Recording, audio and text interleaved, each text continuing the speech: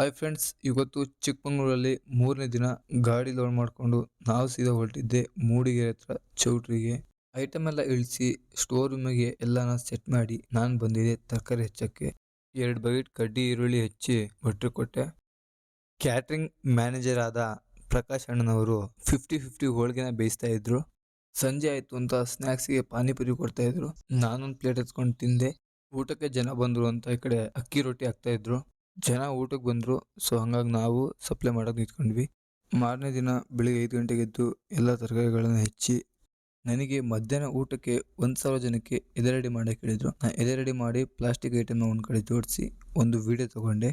ಈ ಕಡೆ ಒಂದು ಸ್ವೀಟ್ನ ಜೋಡ್ಸೋಕೆ ಹೇಳಿದ್ರು. ಆ ಸ್ವೀಟ್ ಹೆಸರು ಬಂದು ಫ್ರೂಟ್ ಕುಲ್ಫಿ ಅಂತ.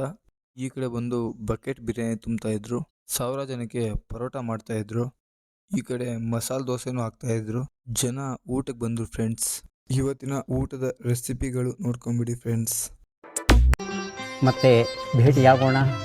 ನಮಸ್ಕಾರ.